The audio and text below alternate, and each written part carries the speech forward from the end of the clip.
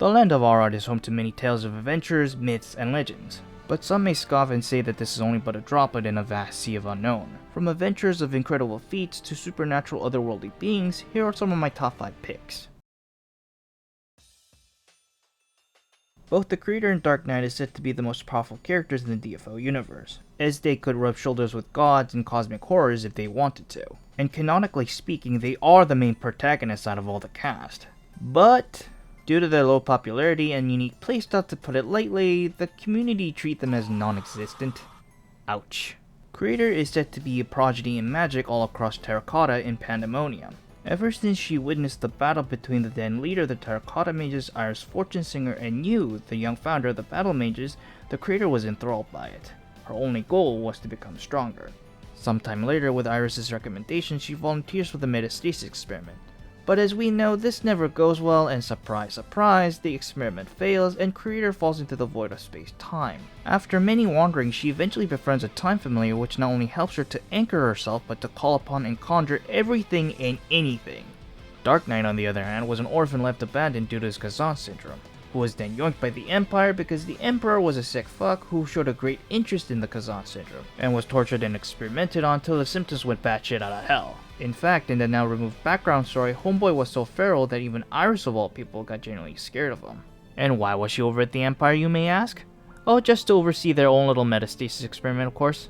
And take a wild guess who became their guinea pig. And to no one's surprise, the experiment fails, and Dark Knight fell into the void of space-time, where he was freed from the influence of the Kazan syndrome. He then wandered the void until he met the Creator. The Dark Knight's central power is that of time manipulation. He can rewind, fast forward, and freeze any point in time and influence its flow. He can also literally shatter it, making certain events null and void. Now in the game's story, the two have witnessed the end of the entire world, but they couldn't sit idly by. They decided to personally intervene onto the world of Arad and change the course of its fate.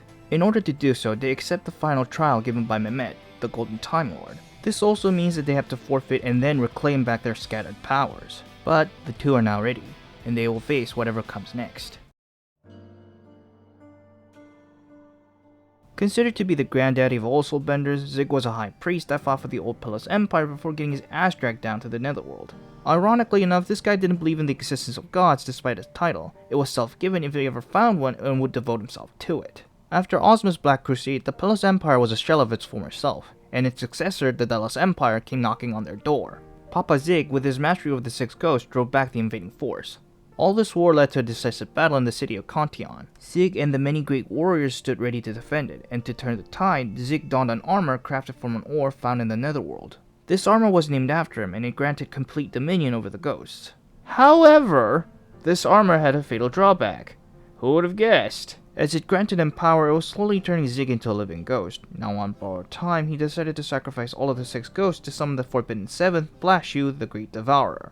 And the giant ghost whale ate everything and everyone, and Cantillon was no more than a ghost city. And Zig, becoming fully ghost, lost his control and was promptly dragged down where he was tortured for all eternity. And the Delos Empire won.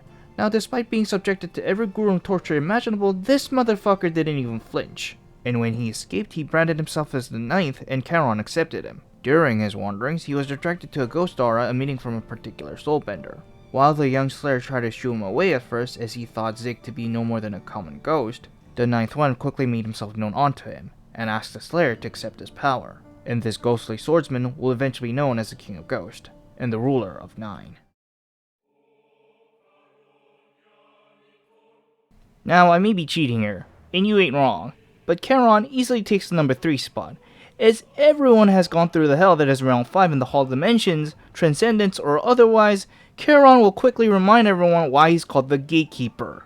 As the 8th of the 9 ghosts, Charon oversees the netherworld and the ghost that resides in it. He commands such a presence that even Zig was deathly afraid of him. The sword he wields also acts as a key to open the gate, as well as to summon him onto the land of the living. It was the sole reason why Neo Soulbender wanted it, and the power Charon provides. Again, since Charon is the gatekeeper, he cannot directly get involved in the matters of the living, but commands lesser but powerful ghosts known as the Blade Phantoms to do his bidding. Since he now acknowledges Neo Soulbender as king, he watches over him with great interest, and will forever aid his lord along with the other 8.